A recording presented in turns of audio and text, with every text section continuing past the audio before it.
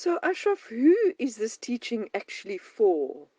Who is the ideal candidate or participant for the teaching? And who is the teaching designed for?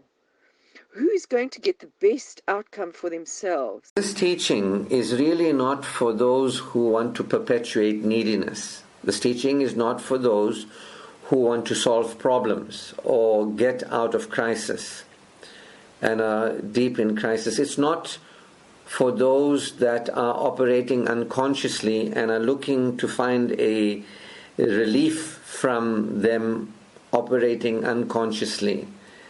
This is a teaching for those who don't need it but want it, those who have an interest in learning and developing in spiritual growth and in personal development, those who have an eye for truth, those who have an ear for truth, those who have a heart for truth, those who are into progress and prosperity. So this teaching is for those individuals that are progressive, that want to progress even further, and we're supporting them progress and prosper through spiritual power. And so it's definitely not for people in crisis, needy individuals trying to find relief, safety, or excitement. It's for those that are willing to grow spiritually, develop personally, those who are committed to human excellence. It's for those that are teachable, those who enjoy reading books, attending workshops, working on themselves, those who prefer to live at a higher quality of enhanced being, those who prefer to live at a higher quality of enriched living.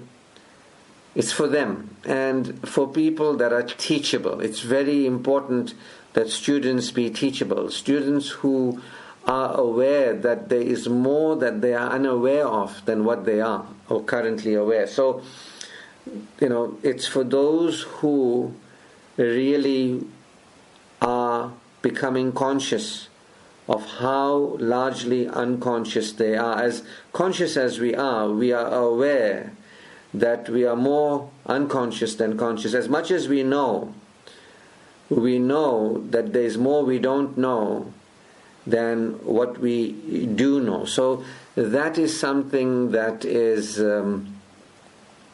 to be considered. Somebody who's teachable, somebody who's open to learning, somebody who's prepared to take responsibility for their learning, to support themselves, go beyond the fourth dimension into the fifth dimension, to go beyond who they've been and how they've lived and what they've experienced. Somebody who's prepared to move into the unknown. See, so it's not for everybody, but it is definitely for those who recognize and respect truth and those who value truth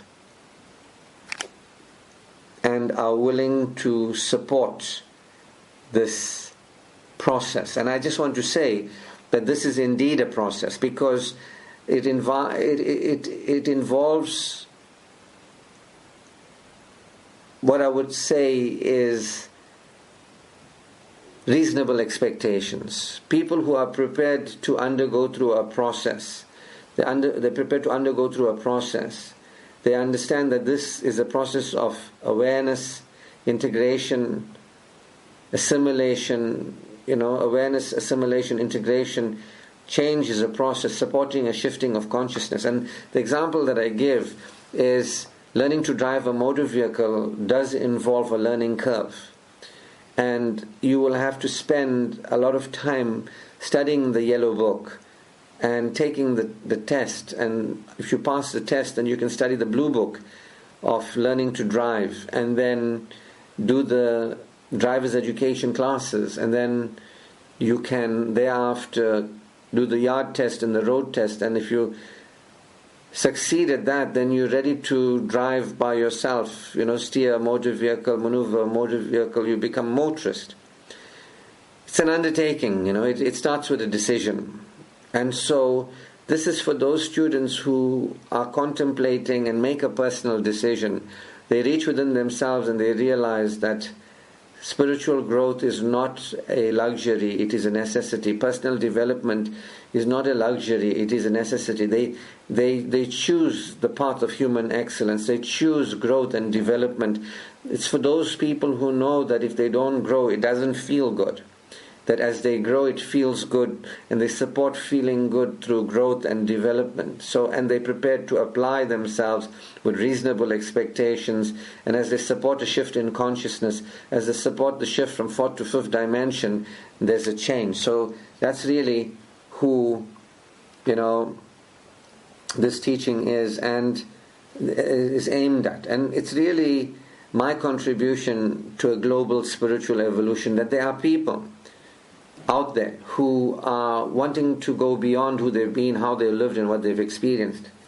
And my work, Universal Bliss, is a response to that desire for a lot of people who have that interest. And so it's a way of supporting an evolved way of being, interacting, and living. It's a contribution to global spiritual evolution, and it began on the 4th of July 2020, and I intend to take it all the way through to leave a legacy that it would continue on the planet and serve multitudes of people on the planet who choose to grow spiritually and develop personally in a very scientific and logical,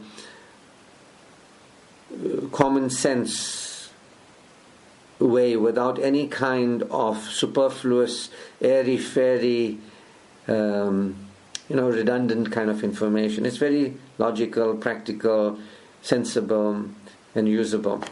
So thank you as well for asking me that question.